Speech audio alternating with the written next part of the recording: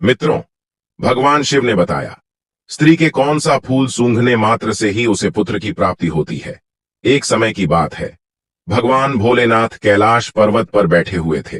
तभी माता पार्वती आकर उन्हीं के समीप में बैठ जाती हैं। तभी माता पार्वती कहती हैं, हे स्वामी, आज मैं जब आकाश लोक पर भ्रमण कर रही थी, तभी मैं पृथ्वी लोक पर एक बहुत ही अद्भुत दृश्य देखी हूं। उसे देखकर मेरे हृदय में ममता की मोह उम्र पड़ी। मित्रों, तभी भगवान भोलेनाथ कहते हैं, हे देवी, आज आपने कौन सा पृथ्वी लोक पर दृश्य देख लिया है जिससे आप इतना विचलित हो रही हो। तभी माता पार्वती कहती हैं, हे प्रभु, एक गांव में आपका बहुत ही सुंदर मंदिर है। मैंने उस मंदिर पर आते हुए बहुत से लोगों को देखा है कि कुछ लोगों के पास 4-4 पुत्रियां हैं और कुछ लोगों के पास में 4-4 पुत्र है। तो हे प्रभु, जिन लोगों के पास में पुत्र नहीं है, केवल पुत्रियां हैं, वह अपने वंश को बढ़ाने के लिए बहुत ज्यादा दुखी हैं। ऐसे माता पिता एक पुत्र की प्राप्ति के लिए पता नहीं कहां कहां भटकते हैं, क्या क्या पूजा पाठ करते हैं, फिर भी उनकी सूनी गोद नहीं भरती। आखिरकार ऐसे माता पिता को, जिनकी गोद एक पुत्र के बिना सूनी है, ऐसे माता पिता की गोद कैसे भर सकती है और किस प्रकार से उन्हें पुत्र की प्राप्ति हो सकती है। तो हे प्रभु, कृपया आप इसके बारे में मुझे बताएं। तब भगवान भोले बाबा कहते हैं, हे देवी पार्वती, आज मैं तुम्हें एक ऐसे फूल के बारे में बताऊंगा जिसके मात्र सूंघने से ही पुत्र की प्राप्ति हो जाती है। मित्रों, फिर माता पार्वती कहती हैं, हे प्रभु, यदि ऐसी बात है तो मुझे उस फूल के बारे में आप जरूर बताइए। वह कौन सा फूल है जिसके सूंघने मात्र से ही पुत्र की ही प्राप्ति हो जाती है। मित्रों, फिर आगे माता पार्वती कहती है, हे स्वामी, आप बताइए, वह फूल कौन सा है और उसे किस प्रकार से प्राप्त करना चाहिए तथा उसे किस प्रकार सूंघना चाहिए। तभी भगवान भोले बाबा कहते हैं, हे देवी पार्वती, यह सब जानकारी मैं तुम्हें एक छोटी सी कथा सुना करके देता हूं, जिसे सुनने के बाद आपके प्रश्न के उत्तर मिल जाएंगे। मित्रों, फिर आगे भगवान भोले बाबा कहते हैं, हे देवी, जो भी मनुष्य इस कथा को पूरे ध्यान और मन लगाकर सुनता है, वह भी जान जाता है कि वह कौन सा फूल है जिसे सूंघने मात्र से ही पुत्र की ही प्राप्ति होती है। तभी माता पार्वती कहती हैं, हे स्वामी, आप इस कथा को मुझे अतिशीघ्र सुनाइए, क्योंकि मैं यह जानना चाहती हूं आखिरकार वह फूल कौन सा है और उस फूल का नाम क्या है जिसको सूंघने मात्र से ही पुत्र की प्राप्ति हो जाती है। क्योंकि प्रभु, एक नगर में एक सेठ की पुत्री है जो हमारी बहुत बड़ी भक्त है। वह हमारी तथा आपकी पूजा पाठ हर सोमवार को करती है तथा वह हर सोमवार व्रत भी रहा करती है और अभी तक उसकी शादी नहीं हुई है। और वह अपने पिता और अपनी बहनों की हालत देखते हुए पुत्र की अभिलाषा रखते हुए काफी बरसों से परेशान है कि जब उसकी शादी हो जाए तो उसके मन की मुराद अवश्य पूरी हो और उसे पुत्र की प्राप्ति हो। तो इसलिए प्रभु, यदि मुझे मालूम पड़ जाएगा कि फूल के सूंघने मात्र से ही पुत्र की प्राप्ति हो जाती है, तो मैं उसके पास में जाकर के अपनी उस भक्ति को, यानी उस सेठ की पुत्री को यह बात जरूर बताऊंगी जिससे उसे पुत्र प्राप्ति की मुराद पूरी हो सके। मित्रों, फिर आगे भगवान भोले बाबा माता पार्वती से कहते हैं, हे देवी, आज आपने स्त्रियों तथा पुरुषों के लिए बहुत ही महत्वपूर्ण प्रश्न किया है। इस प्रश्न में स्त्रियों और पुरुषों के जीवन भर का लाभ छुपा हुआ है। तो हे प्रिय पार्वती, अब मैं उस कथा को सुनाने जा रहा हूं। आप पूरे ध्यान और मन से सुनना।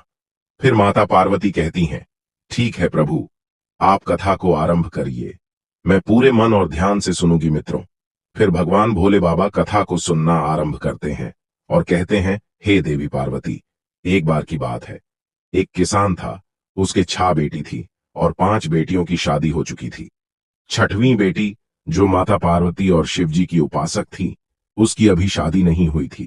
वहीं जिन 5 बेटियों की शादी हो गई थी, उन 5 बेटियों को पुत्री थी, किसी को पुत्र नहीं था।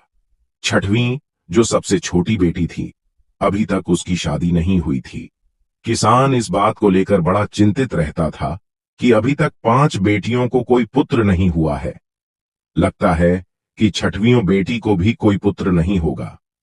साथ ही किसान के मन में एक विचार और आता था और वह चिंता में रहता था कि ना तो मुझे ही पुत्र की प्राप्ति हुई और ना मेरी 5 पुत्रियों को ही पुत्र की प्राप्ति हुई और छठवीं पुत्री की शादी होने के बाद में इसे भी कहीं पुत्र की प्राप्ति नहीं हुई, तो मैं संसार में कैसे मुंह दिखाऊंगा? लोग पता नहीं मेरे बारे में क्या सोचेंगे। वहीं वह किसान जो था, जब भी जंगल में काम करने जाता था तो अपनी मदद के लिए अपनी सबसे छोटी बेटी को भी अपने साथ में लेकर जाता था। एक दिन किसान को काम करते करते समय ज्यादा हो गया और धूप निकल आई, गर्मी पड़ने लगी। दिन गर्म हो गया तो किसान ने अपने कपड़े उतार दिए और घास में डाल दिए। जब उसका काम खत्म हो गया तो किसान ने अपनी बेटी से अपने कपड़े लाने के लिए कहा, और जैसे ही किसान की सबसे छोटी बेटी किसान के कपड़ों को उठाने के लिए घास के पास में पहुंची तो उसने क्या देखा कि वहां पर एक नाग पड़ा हुआ था। वह उस नाग को उठाना नहीं चाहती थी, इसलिए वह वापस अपने पिता के पास गई और उससे पूछा कि उसे क्या करना चाहिए। वहीं किसान ने अपनी बेटी की बात सुनकर कि अपनी बेटी से कहा कि वह उस नाग से ना डरें और इस गान को एक तरफ फेंक दें और अपने पिता यानी उस किसान के कपड़े ला करके उसे दे दें, और ऐसा कह करके किसान जो था अपने घर चला गया। मित्रों, फिर आगे भगवान भोलेनाथ माता पार्वती को कथा सुनाते हुए कहते हैं, हे देवी पार्वती, फिर उसकी बेटी भी किसान के पीछे पीछे घर आ गई। अगले दिन बेटी को फिर से जंगल में जाना था। उसने कहा, पिताजी आप परेशान ना होइए, आप नागों को दूर फेंकने के लिए कहते हैं, मगर यदि मैं नाग को फेंक दूंगी तो उसे चोट लग जाएगी। किसान की लड़की मन ही मन में उस नाग की मदद करना चाहती थी। वहीं अपनी छोटी बेटी की बात को सुनकर के किसान ने कहा, मुझे मेरे कपड़े लाकर दो, आगे तुम्हें उस नाग के साथ में कैसा व्यवहार करना है यह तुम जानो। इस प्रकार किसान की बात सुनकर के किसान की छोटी बेटी उस नाग के पास गई और फिर जंगल में उसे वह नाग मिल गया। लेकिन उसने उस नाग से कहा, हे मेरे प्यारे छोटे भाई, क्या तुम लेटने के लिए मुलायम जगह चाहोगे? वहीं नाग ने किसान की पुत्री की ओर उज्जवल और मैत्रीपूर्ण आंखों से देखा, मानो वह कुछ कहना चाहता हो। इसीलिए किसान की लड़की ने उस जहरीले नाग के भाव को समझकर कि कुछ खरपात्रवार इकट्ठा की और उस नाग के लिए एक अच्छा सा नरम जगह बना दी और फिर उस नाग से कहा, तुम इस नरम जगह में लेट जाओ। फिर जैसे ही किसान की लड़की ने उस नाग को उस जगह पर लेटाया तो वह नाग किसान की लड़की से कहने लगा और उससे पूछा, क्या तुम मेरी सेवा में आना चाहोगी? मैं जानता हूं तुम्हारे पिता बहुत ही गरीब हैं और वह मुझे दूर फेंकवाना चाहते थे क्योंकि उन्हें उनके कपड़े मिल सके। क्योंकि मैं गर्मी में बहुत परेशान हो रहा था, इसलिए तुम्हारे पिता के कपड़ों में बैठ गया। तुम बहुत अच्छी लड़की हो, मैं तुम्हें पसंद करता हूं। तुम केवल बस हर दिन लगभग कुछ घंटे मुझे अपने साथ घुमाने के लिए ले चला करो। इसके लिए मैं तुम्हें रोजाना बहुत सारा धन दूंगा, मजदूरी और खाना पीना भी दूंगा। यदि तुम 3 बरस तक ऐसा करो तो मैं जादू से छुटकारा पा लूंगा, क्योंकि मैं एक जादुई राजकुमार हूं और फिर राजकुमार बनते ही यानी अपने असली रूप में आते ही मैं तुम्हारे साथ में विवाह भी कर लूंगा। मित्रों, फिर आगे भगवान भोले बाबा कहते हैं, हे देवी, वहीं नाग की बात को सुन के वह लड़की तैयार हो गई। लड़की ने कहा, मैं आपकी सेवा करने के लिए तैयार हूं, आप जैसा कह रहे हैं मैं वैसा ही करूंगी। तो नाग ने कहा, फिर कल इसी समय पर तुम आ जाना। और फिर वह लड़की वापस आने का वचन देकर कि अपने पिता के कपड़े लेकर के घर वापस आ गई और वहीं रात को खाना खाने के बाद सो गई। और फिर जब सुबह को उठी तो उसने अपने पिता किसान से कहा, पिताजी, आपके कपड़े मैंने लाकर आपको दे दिए। अब तक मैंने अपनी और आपकी गरीबी देखी है। मैं काफी समय तक घर पर रह चुकी हूं। अब मैं दुनिया में अपनी किस्मत आजमाने जा रही हूं। आप मुझे जाने की अनुमति देने की कृपा करें। मित्रों, उधर वह किसान अपनी लड़की को कहीं भी जाने की अनुमति देना नहीं चाहता था, क्योंकि वह लड़की नाग को वचन देकर के आई थी। इसलिए उसने अपने पिता से कहा, चाहे उसे भीख ही क्यों ना मांगनी पड़े, मगर अब मैं भाग्य को बदल कर ही रहूंगी। और ऐसा कहकर के किसान की लड़की जो थी जंगल में चली गई। वह जंगल में गई और जल्दी ही उसे वही नाग मिल गया। फिर वह उसके आने से बहुत ही प्रसन्न हुआ और नाग ने उससे कहा, अब तुम आ गई हो तो मुझे थोड़ा इधर उधर घुमाने के लिए ले चलो। फिर किसान की लड़की ने वैसा ही किया। फिर किसान लड़की ने उस नाग को अपने पीछे पीछे घूमने के लिए लेकर चल दी। मित्रों, फिर आगे भगवान भोले बाबा माता पार्वती से कहते हैं, हे देवी, जब शाम में घुमाते घुमाते पहले ही दिन का समय समाप्त हुआ तो उस जंगल में एक शानदार महल अचानक प्रकट हो गया। उस महल में एक बड़ा सा कमरा था, जिसमें एक बड़ी मेज थी, जो खाने पीने की चीजों से सजी हुई थी, जो उस लड़की अपने पूरे जीवन काल में कभी नहीं देखी थी। फिर तो किसान की लड़की ने भरपेट खाना खाया और फिर बिस्तर पर चली गई। और फिर रोजाना हर दिन वह 1-2 घंटे के लिए उस नाग को अपने साथ रखती थी और फिर महल में जाती थी, जहां उसके लिए सब कुछ तैयार किया जाता था और जहां उसके लिए शानदार व्यवस्था की जाती थी। मित्रों, फिर आगे भगवान भोले बाबा माता पार्वती को कथा सुनाते हुए कहते हैं, हे देवी, इस प्रकार धीरे धीरे 1 वर्ष बीत जाने के बाद में किसान की लड़की ने उस नाग से अपने पिता से मिलने की अनुमति मांगी। तो नाग ने कहा, तुम्हारी इच्छा अपने पिताजी से मिलने की है तो जाओ, मिलाओ और अगले दिन वापस लौट आना। और फिर नाग इस शर्त पर सहमत हुआ कि वह तुरंत लौट आएगी। इस प्रकार किसान की लड़की ने अपने पिता और अपनी बहनों के लिए सोना और अन्य कीमती चीजें ले लीं और अपने घर चली आई। जब वह अपने खजाने के साथ में अपने पिता के पास पहुंची, तो उसके पिता और उसकी बहन जानना चाहती थी कि यह सारा सामान उसे कहां से मिला है और इसका मालिक कौन है। लेकिन उस लड़की ने उन्हें कुछ भी नहीं बताया, क्योंकि नागराज ने उसे ऐसा करने से मना कर दिया था। यहां तक कि किसान और उसकी 5 बेटियों ने उसको बहुत ज्यादा मारा पीटा, लेकिन उसने कुछ भी नहीं कहा। और वहीं अगले दिन वह लड़की उस नाग के पास वापस जंगल में चली गई और फिर उस नाग को हर दिन 1 या 2 घंटे तक घुमाने ले जाती रही। इस प्रकार दूसरे वर्ष के अंत में एक बार फिर वह अपने पिता और अपनी बहनों से मिलने गई और इसी प्रकार तीसरे वर्ष के अंत में भी मिलने गई। वहीं जब किसान की लड़की तीसरी बार नाग को छोड़ करके अपने पिता और अपनी बहनों से मिलने के लिए गई, तो जाने से पहले नाग ने कहा था कि आज तुम तुरंत लौट कर आना, कल तक नहीं रुकना।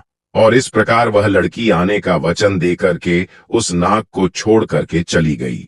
उधर जब वह लड़की अपने पिता के पास पहुंची, तो उसके पिता और उसकी बहनों ने इस बात पर जोर दिया कि जो धन वह अपने साथ लेकर आती है, सोना चांदी आदि, उसका असली मालिक कौन है और वह किसके यहाँ पर काम करती है। वहीं उस लड़की ने अपने पिता और अपनी बहन को कुछ भी नहीं बताया, तो किसान ने उसे घर से बाहर जाने देने से इनकार कर दिया। वहीं किसान की बेटी ने किसी तरह से अपने आप को बाहर जाने का रास्ता निकाल लिया। आखिरकार उसने जोर लगा करके खुद को अलग कर लिया, लेकिन जब तक वह जंगल में लौटी तब तक बहुत देर हो चुकी थी। नाग अब वहां पर नहीं था। मित्रों, दुख की बात तो यह थी कि उसने हर जगह देखा, लेकिन वह महल भी वहां से गायब हो गया था और नाग भी वहां से गायब हो गया था, क्योंकि जब वह दूर थी, यानी अपने पिता के घर में थी, तो उस नाग के 3 वर्ष पूरे हो चुके थे और 3 वर्ष पूरे होने पर उसका जादू टूट चुका था और वह नाग वापस एक राजा के रूप में बदल गया था और फिर वह अपने राज्य को वापस चला गया था। उधर उस नाग को जंगल में ना पा करके वह लड़की बहुत परेशान होने लगती है और सोचने लगी, शायद मेरे पिता और मेरी बहनों ने मुझे घर पर ना रोका होता तो शायद आज वह नाग मेरे पास होता। फिर तो लड़की ने उस नाग को दुनिया भर में खोजने का फैसला किया और ढूंढते ढूंढते रास्ते में वह जंगल में एक झोपड़ी के पास पहुंची, जहां पर एक बूढ़ी औरत रहती थी। फिर उसने रात के लिए आश्रय मांगा और बुढ़िया को सारी बात बताई। फिर बुढ़िया ने उसका मित्रवत ढंग से स्वागत किया और अगले दिन बुढ़िया ने 3 सेब दिए और उसने उसे बताया कि पहले सेब में एक सोने की तकली है, दूसरे सेब में सोने की सूत की रील है और तीसरे सेब में एक सुनहरा चरखा है, और उसे बताया कि वह सबसे पहले किससे मिलेगी और उसे क्या करना है जिससे वह राजा तक पहुंच सके। वहीं लड़की ने मित्रतापूर्ण वृद्ध महिला को धन्यवाद दिया और वहां से आगे बढ़ गई। इस प्रकार किसान की लड़की तीनों सेबों को लेकर के आगे निकल पड़ी। इस प्रकार कई दिनों के बाद में बहुत दूर चलने के बाद जब वह एक कांच के पहाड़ पर पहुंची, वह नहीं जानती थी कि वह इसे कैसे पार कर सकती है। पहाड़ में बहुत ज्यादा फिसलन थी, जिससे कि वह हमेशा नीचे की ओर फिसलती थी। अंत में उसे कुछ ही दूरी पर एक लोहार दिखाई दिया। वह उसके पास में गई और उसने अपने हाथों और घुटनों में घोड़े की नाल बांध ली और पहाड़ पर चढ़ गई। इस प्रकार पहाड़ को पार करने के बाद में उसे एक महान नगर दिखाई दिया। वहां पर वह राजा रहता था। मित्रों, यह वही नाग था जिसे वह प्रतिदिन इधर से उधर ले जाती थी। इधर वह राजा जो था पहले से ही शादीशुदा था। उसकी एक खूबसूरत पत्नी थी। ज्यादा समय हो जाने की वजह से वह नाग जब राजा में बदल गया तो उस किसान की लड़की को भूल गया। इधर नाग से बने राजा को कोई संतान नहीं थी, मगर उसकी जो रानी थी वह अपने राजा की सारी संपत्ति अपने परिवार वालों को दिलवाना चाहती थी, क्योंकि उसे राजा से ज्यादा अपने घर परिवार में ज्यादा मोह था। उधर राजा भी पुत्र के ना होने से बहुत ज्यादा चिंतित था। मित्रों, फिर आगे भगवान भोले बाबा माता पार्वती से कहते हैं, हे देवी, एक दाई भेष बदल करके महान के अंदर चली गई और रानी से काम करने की गुहार लगाने लगे। वहीं रानी ने यह सोच करके काम दे दिया कि यह सूत काटने वाली है और रोजाना महल में रह करके मखमल जैसे हमारे महल में रखे हुए सोफा के सूत काट दिया करेगी। इस प्रकार जब किसान की लड़की ने पहले दिन बाला सेब खोला जो जंगल की बूढ़ी औरत ने उसको दिया था, तो उसमें से सोने की तकली निकली। और जब रानी ने उस तकली को देखा तो उसे बहुत पसंद आई। फिर रानी ने किसान की लड़की से कहा कि मैं इसे खरीदना चाहती हूं। तो किसान की लड़की ने रानी से कहा, नहीं नहीं, यह बिक्री के लिए नहीं है, लेकिन अगर आप मुझे एक रात के लिए राजा के साथ सोने दोगी तो यह तकली मैं आपको दे दूंगी। वही सोने की तकली रानी को बहुत पसंद थी, इसलिए रानी ने सोचा और वादा किया, ठीक है, तुम मुझे तकली दे दो, आज रात को मैं तुम्हें राजा के पास सोने की अनुमति दे दूंगी। फिर क्या था मित्रों, जैसे ही शाम हुई तो रानी ने राजा को नींद की दवा दे दी और इस प्रकार राजा जो था गहरी नींद में सो गया। फिर राजा के सो जाने के बाद में रानी किसान की लड़की को राजा के शयन कक्ष में ले गई और छोड़ करके चली आई। उधर किसान की लड़की राजा के पास जाकर के बिस्तर के पास बैठ गई और फूट फूट करके रोने लगी। अब मुझे पता है कि कृतज्ञता दुनिया का चलन है। उसने कहा कि 3 साल तक मैं तुम्हें नाग के रूप में खोज रही थी। तुम्हारी खातिर मुझे अपने पिता और बहनों से मार और कठोर शब्द मिले। कांच के पहाड़ पर चढ़ने के लिए मेरे हाथों और घुटनों में घोड़े की नाल बंधी गई और अब तुम सब कुछ भूल गए हो कि आपने मुझसे शादी का वादा किया था और यहां तो आप अपने पत्नी के साथ में सुखपूर्वक जीवन बिता रहे हो। आपने मेरा बिल्कुल भी इंतजार नहीं किया। राजा नींद में था क्योंकि रानी ने उसको नींद की दवा खिला दी थी ताकि वह उस किसान की लड़की से बात नहीं कर सके। इस प्रकार से किसान की लड़की अपनी बात बोलती रही, मगर राजा सोता रहा और उसको कोई जवाब नहीं दिया। किसान की लड़की यही सोचती रही कि राजा मेरी बात को सुन रहा है लेकिन कोई जवाब नहीं दे रहा।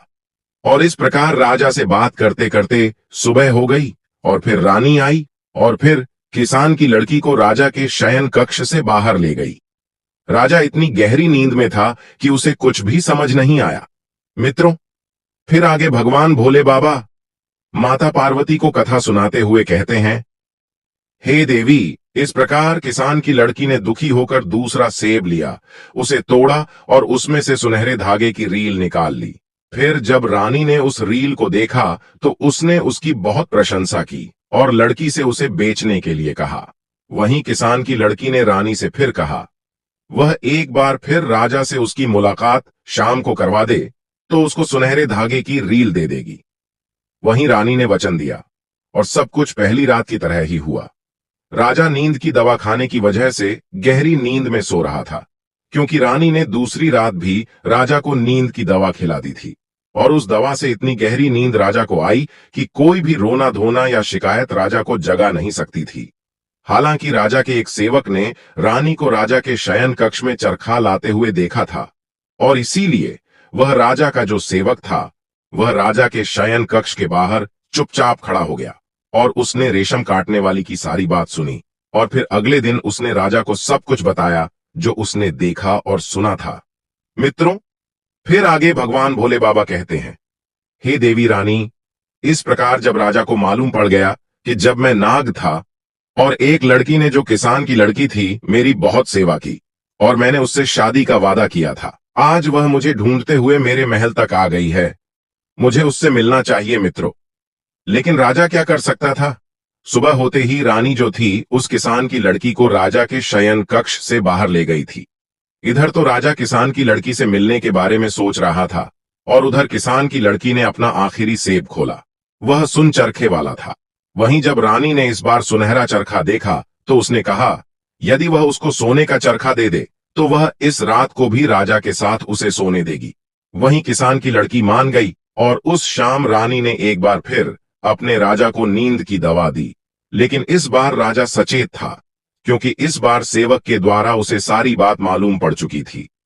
वहीं राजा ने इस बार दवा पीने का केवल नाटक किया।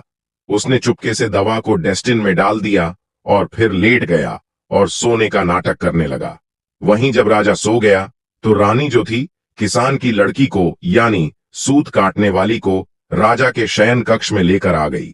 लड़की उदास होकर के राजा के बिस्तर के पास में गई और वहीं पर खड़ी होकर फूट फूट कर रोने लगी और कहने लगी, अब मुझे पता चला है कि कृतज्ञता दुनिया का चलन है। 3 साल तक मैंने तुम्हें नाक की तरह तुम्हारी खातिर मुझे अपने पिता और बहनों से मार और कठोर शब्द मिले। कांच के पहाड़ पर चढ़ने के लिए मेरे हाथ और घुटनों में घोड़े की नाल बंधी थी और तुम यह सब कुछ भूल गए और रानी के साथ में रहकर के सुखपूर्वक जीवन जी रहे हो। अब मेरा क्या होगा मित्रों? फिर आगे भगवान भोले बाबा कहते हैं, हे देवी, इस बार राजा चुपचाप हर बात सुनता रहा, लेकिन सोने का नाटक करता रहा।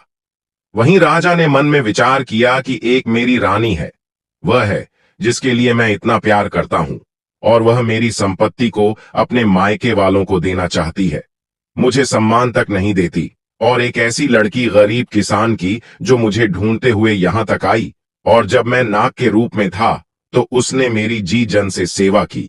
फिर तो राजा ने ऐसा सोच करके अगले दिन एक बड़े उत्सव के भोजन का आदेश दिया और उसने रेशम काटने वाली महिला को यानी उस किसान की बेटी को अपने दाहिनी ओर जगह लेने के लिए आमंत्रित किया। और फिर भरे दरबार में राजा ने किसान की लड़की के साथ में शादी की और सभी ने भोज ग्रहण किया। वहीं शादी होने के बाद में पहली रात को जब किसान की लड़की सो रही थी, वह लक्ष्मी जी की उपासक थी और पुत्र की कामना मन में लेकर के रात को सो रही थी। उसी समय लक्ष्मी जी उसके सपने में आई और उससे कहा, बेटी तुम चिंता मत करो, आज मैं तुम्हें एक ऐसे फूल के बारे में बताती हूं जिस फूल को मासिक धर्म पूरा होने के बाद में जो भी स्त्री इस फूल को सूंघ लेती है और सूंघने के बाद में मिलन करती है और जब गर्भ धारण होता है तो निश्चित ही उसे पुत्र की प्राप्ति होती है। वहीं माता लक्ष्मी जी ने किसान की लड़की से आगे कहा कि हे बेटी, शाम को सूर्यास्त के समय बगीचे के उत्तर पश्चिम कोने में लाल गुलाब और सफेद गुलाब के फूलों की टहनी को, जिस पर सुंदर साफ और पूर्ण विकसित गुलाब लगा हो, एक थाली से ढक देना चाहिए और अगली सुबह सूर्योदय के समय उसे हटा देना चाहिए। और फिर लाल गुलाब को सघ करके पति के साथ में संबंध बनाने पर पुत्र की प्राप्ति एवं सफेद फूलों को सूंघ करके संबंध बनाने से पुत्री की प्राप्ति होती है। मित्रों, फिर आगे भगवान भोले बाबा माता पार्वती से कहते हैं, हे देवी, आप अपनी उस भक्त को बता देना, उस ऐसा ही करना है। यदि उसे पुत्र चाहिए तो लाल गुलाब को सूंघना है। फिर ध्यान यह रहे कि धोखे में दोनों गुलाब के फूलों को नहीं सूंघना चाहिए। मित्रों, इस प्रकार उस किसान की लड़की ने राजा को अपने सपनों वाली उस बात को बताई। फिर राजा ने सुंदर से बगीचे में एक सफेद गुलाब और एक लाल गुलाब का पौधा लगवाया। फिर जब उन पौधों पर फूल आए तो राजा ने एक सफेद फूल वाली टहनी को और एक लाल फूल वाली टहनी को ली और उसे उल्टा करके रात में दबा दिया। वहीं सुबह रानी ने मासिक धर्म से निवृत्त होकर के यानी किसान की लड़की ने मासिक धर्म से निवृत्त होकर के स्वच्छ होने के बाद में लाल रंग के फूल को सूंघ लिया और राजा के साथ में संबंध स्थापित किए, जिससे रानी को गर्भ धारण हुआ और समय पूरा होने पर रानी को एक पुत्र की प्राप्ति हुई। फिर तो राजा ने खुशी के मारे पूरे राज्य में खुशी के नगाड़े बजवा दिए, मिठाइयां बंटवा दी। इतना ही नहीं, किसान की लड़की ने किसान को यानी अपने पिता को भी यह बात बताई और अपनी बहनों को भी फूल वाली बात बताई। यहां तक कि राजा की पहली रानी को भी उसने यह फूल सूंघने वाली बात बताई। फिर तो सभी को पुत्र की प्राप्ति हुई और जिसने पुत्री चाही उसे पुत्री की भी प्राप्ति हुई।